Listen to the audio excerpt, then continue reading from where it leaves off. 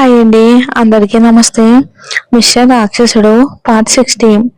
మేఘన గీతని తనని రూమ్ కి తీసుకుని వెళ్ళి, అసలు ఏమైంది గీత, ఎందుకు అలా ఉన్నావు అని అన్న గీత మాట్లాడకపోవటంతో మేఘనకి గీత మొహం చూడగానే తను దేనికో బాధపడుతున్నట్టు అనిపించడంతో గీతని ప్రేమగా హక్ చేసుకొని, ఏమైందిరా, ఎందుకు అలా ఉన్నావు, విరాజ్ సార్ పక్కన ఉన్నా కూడా నీ ఫేస్ లో ఎందుకని ఇంత బాధ కనిపిస్తుంది, అసలు నీ బాధ తెలిసిన మరుక్షణమే విరాజ్ సార్ ఏం చేసైనా సరే నీ బాధని దూరం చేస్తారు. మరి అలాంటిది నువ్వు ఇంకా దేని గురించి ఆలోచిస్తూ ఎలా ఉన్నావు గీత? గీత మాటలన్నీ విని మేఘన దగ్గర నుంచి దూరంగా జరిగి మేఘాని సూటిగా చూస్తూ, నీకు ఏంజల్ ఎవరో తెలియదా మేఘ అని అనగానే మేఘన తడబడుతూ మళ్ళీ అంతలోని, ఎప్పటికైనా ఈ విషయం గీతకి తెలియాల్సిన విషయమే కదా అని అనుకుని ధైర్యంగా మేఘన, నాకు తెలుసు గీత అని మేఘన అనగానే, గీత మీ అందరికీ తెలుసు కూడా, మరి నాకు చెప్పాలని కూడా అనిపించలేదా, లేదా నాకు చెప్పాల్సిన అవసరం లేదు అనుకున్నారంతా అని బాధగా అడిగింది. నిజానికి ఆ బాధ తన లైఫ్ లో ఎంతో వాల్యుబుల్ అయినా సరే విరాజు సిద్ధార్థ గారు కూడా ఇంతవరకు తనకు నిజం చెప్పనందుకు, మేఘ నువ్వు కిడ్నాప్ అయిన రోజే అందరికీ తెలిసింది గీత అని అంటుంది. కానీ అప్పుడు నీకు చెప్పడానికి కరెక్ట్ టైం కాదు, అందుకే చెప్పలేదు. నీ హెల్త్ కండిషన్ నార్మల్ అయ్యాక చెప్పాలి అనుకున్నారు విరాజ్ సారు, సిద్ధార్థ మావయ్య. అంతేకాని నీ దగ్గర ఎవరూ నిజాలు దాచలేదు, దాయాలని కూడా అస్సలు అనుకోలేదు గీత. అయినా ఇప్పుడు నీకు ఈ విషయాలన్నీ ఎలా తెలిసాయి, అసలు ఎవరు చెప్పారు అని అనుమానంగా అడుగుతుంది మేఘన. గీత ఏదో సమాధానం చెప్పేలోపు మేఘ అని కింద నుండి ఆకాష్ పిలవడంతో, నేను ఇప్పుడే వస్తాను, ఇక్కడే ఉండు అని చెప్పి కిందకి వెళ్ళింది. గీత మాత్రం ఎలాంటి ఎక్స్ప్రెషన్స్ లేకుండా విండో నుండి గార్డెన్ వైపుకు చూస్తూ అలానే నిలబడింది. గీత కింద ఫేస్ చూసిన సిద్ధార్థ గారికి ఏదో తేడాగా అనిపించడంతో విరాజ్ వైపుకు చూడగానే విరాజ్ కూడా అలానే కనిపించడంతో ఆయన డైరెక్ట్ గా గీత దగ్గరికి వచ్చారు. ఆయన వెళ్ళేసరికి మేఘన కిందకి వెళ్ళి ఉండడంతో ఒంటరిగా ఉన్న గీతని చూస్తూ, బంగారు ఏమైందమ్మా, నువ్వు దేని గురించి బాధపడుతున్నావు అంటారు కూతురు మొహంలో కనిపిస్తున్న భావాన్ని చూస్తూ. సిద్ధార్థ గారు వాయిస్ విన్నా కూడా గీత ఆయన వైపుకు తిరగకుండా అలానే ఉండిపోయింది. సిద్ధార్థ గారు మళ్ళీ బంగారం అని పిలిచిన గీత పలకకపోవటంతో దగ్గరకు వచ్చి గీత భుజంపై చెయ్యి వేయగానే గీత చేతిని పక్కకి జరిపి, నేను బాగానే ఉన్నాను సిద్ధార్థ గారు, మీరు కిందకి వెళ్ళండి, అందరూ మీకోసం వెయిట్ చేస్తూ ఉంటారు అంటుంది గీత. సిద్ధార్థ గారికి ఇన్ని రోజులు గీత నానా అని పిలవకపోయినా గీత పిలిచే అభి అనే పిలుపులోని ఆ మాటను ఊహించుకుని సంతోషపడేవారు. ఇప్పుడు గీత సిద్ధార్థ గారు అని పిలవడంతో ఆయన మైండ్ అక్కడే ఆగిపోయింది. పరిచయమైన ఇన్ని రోజుల్లో గీత ఎప్పుడు అలా పిలిచిందే లేదు. ఇప్పుడు అలా పిలవడంతో ఆయన షాక్ అయినా మళ్ళీ వెంటనే తేరుకుని, బంగారు అదేంటమ్మా అలా మాట్లాడుతున్నావు, నా వల్ల ఏదైనా తప్పు జరిగిందా, లేదా నిన్ను ఎవరైనా ఏమైనా అన్నారా అని కోపంగా అంటూ, చెప్పు వాళ్ళ సంగతి నేను చూసుకుంటాను అని అని అంటారు. కానీ నువ్వు ఇలా దూరం పెట్టి మాత్రం మాట్లాడుకురా, నేను ఆ బాధను భరించలేను అని గీత భుజంపై చెయ్యి వేసి ఇటు తిప్పగానే గీత మాటలు విని కోపంగా, అసలు మీరెవరు, నాకేమైనా అయితే చూసుకోవడానికి, మీకు నాకు రిలేషన్ ఏంటి, నేను దూరం పెడితే మీరు బాధపడాల్సిన అవసరం ఏంటి, మీరు నా గురించి కేర్ తీసుకోవాల్సిన అవసరం ఏముంది, నేను ఒక అనాథని, అలానే నన్ను ఉండనివ్వండి, నా గురించి ఎవరు ఆలోచించాల్సిన అవసరం లేదు అని. అప్పటి వరకు తను అనాథగా ఉండి ఫ్యామిలీ ప్రేమ ఆ కేరింగ్ కోసం ఎంతగా ఎదురు చూసిందో అందరికీ తెలిసి కూడా ఇప్పటి వరకు తనకు చెప్పలేదనే బాధతో వీళ్ళందరూ తనని నిజంగానే పరాయి వ్యక్తిగానే చూశారు అన్న మోయలేని బరువుతో కంట్రోల్ తెప్పి ఏడుస్తూ కోపంగా గట్టిగా అరిచింది. సిద్ధార్థ గారు మాత్రం ఇప్పటి వరకు గీత అల్లరితో అరిచిన అరుపులు తప్ప ఇప్పటి వరకు గీత గట్టిగా మాట్లాడడం కూడా ఆయన చూడలేదు. అలాంటిది ఇప్పుడు గీత ఏకంగా కోపంగా అరవడంతో పాటు తనని ఎవరు అన్న మాటకే ఆయన గుండెల్లో కత్తితో చీల్చిన భావన. ఆ బాధకి కళ్ళల్లో తిరిగిన కన్నీళ్లతో, బంగారు నువ్వు నా కూతురు అమ్మా, నీకు కూడా తెలుసు కదా నేను నిన్ను అలానే ప్రేమిస్తాను అని అంటారు ఒక్కొక్క మాట కూడబలుక్కుంటూ.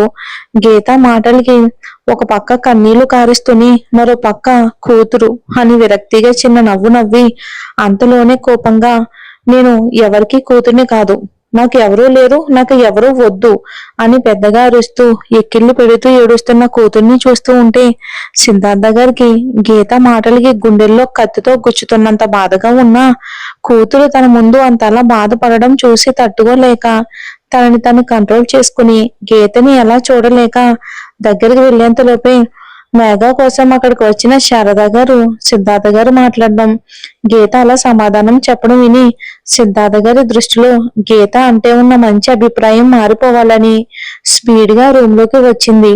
ఇక రావడంతోనే సిద్ధార్థ గారిని చూడకుండా, ఎంత ధైర్యం ఉంటే ఎలా మాట్లాడదావు, పెద్దవాళ్లతో ఎలా మాట్లాడాలో కూడా నీకు తెలీదా, అనాథవని తెలిసినా కూడా తన మేనల్లుడితో నీకు పెళ్లి చెయ్యాలి అని చూస్తున్న ఆయన పట్టుకుని అలా మాట్లాడతావా అని అనగానే అప్పటికీ కూడా గీత శారద గారి మాటలు వింటూ అలా వెక్కిళ్ళు పెడుతూ ఏడుస్తూనే గట్టిగా, అవును నేను అనాథమే, నాకేమీ లేదు, నాకెవరు వద్దు, నన్ను వదిలేయండి అంటూ గీత కింద కూలబడిపోతూ ఉండగానే అప్పటికే గీత మాటలకి అక్కడికి వచ్చిన అందరూ గీత ప్రవర్తన చూసి గుమ్మం దగ్గరే ఆగిపోతే విరాజ మాత్రం స్పీడ్ గా గీత పడుతున్నా గీతని పడకుండా తన చేతులతో గట్టిగా చుట్టి పట్టుకుని గీత తలని తన గుండెలకు ఆనించి శారద గారి వైపు ఎరుపెక్కిన కళ్ళతో చూస్తూ, కంట్రోల్ ప్రిన్సెస్, ఏడవద్దు బేబీ అంటూ గీతని కంట్రోల్ చేస్తున్నాడు విరాజు. గీత విరాజ్ హ్యాండ్స్ నుండి కూడా కోపంగా విడిపించుకోవడానికి చూస్తున్నా విరాజ్ గీతని అంతకంతకు బలంగా దగ్గరికి తీసుకుంటూ గీత తలపై కిస్ చేస్తూ గీత వెన్ను నిమురుతూ తన చేతులు దాటి బయటకు రాకుండా అలానే ఉంచుకుని అటువైపు ఏదో సౌండ్ వినిపించడంతో అటు చూశారు. శారద గారి మాటలకి అప్పటి వరకు గీత బాధకి రీజన్ తెలియక చూస్తూ ఉన్న సిద్ధార్థ గారికి ఇప్పుడు శారద గారు మాట్లాడిన మాటలకి ఆయనకి కోపం తారాస్థాయికి చేరింది. ఎదురుగా వేరే ఎవరైనా ఉంటే తన కూతుర్ని అన్ని మాటలు అన్నందుకు నిలువున పాతేసేవారు. కానీ అక్కడ ఉంది తన ప్రాణ స్నేహితుడి బంధువు.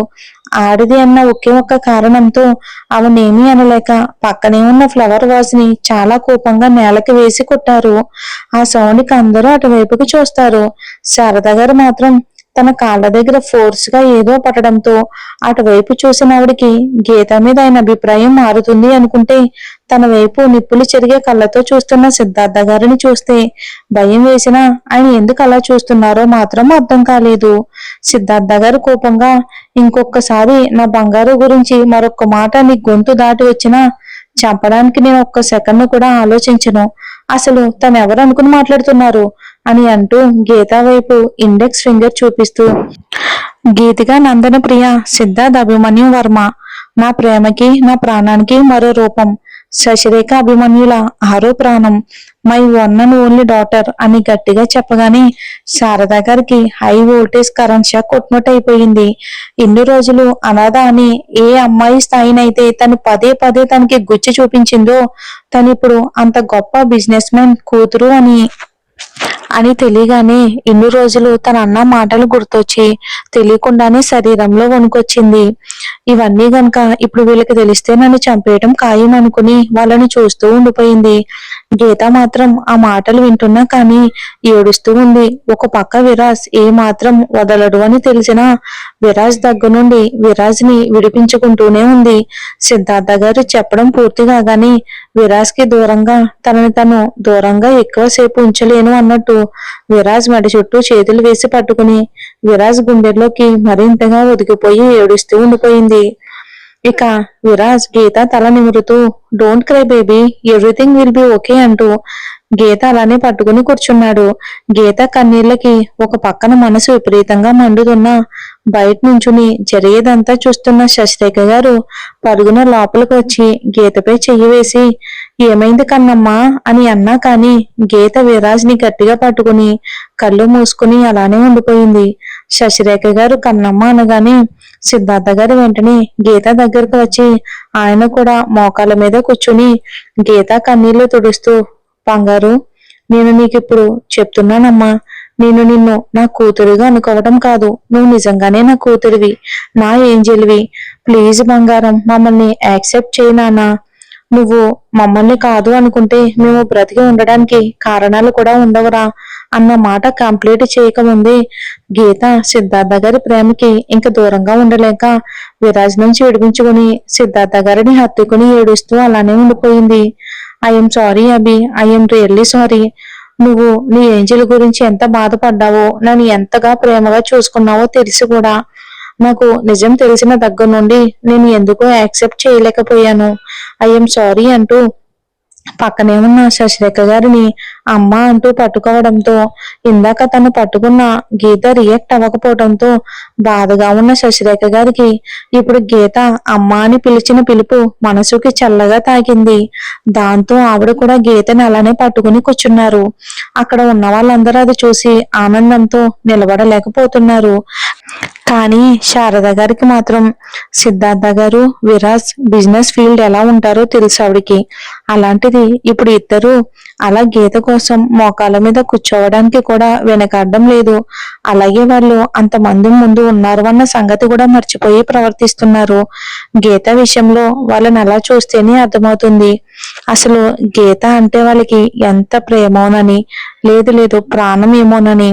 అది ప్రేమ కూడా కాదు, ఇంకా అంతకి మించింది అనిపించింది ఆవిడికి. ఇన్ని రోజులు అంత ప్రేమ మధ్య పెరగాల్సిన గీతను తను గీత విషయంలో ప్రవర్తించిన ప్రవర్తన గుర్తు రావడంతో ఆవిడకే సిగ్గుగా అనిపించింది.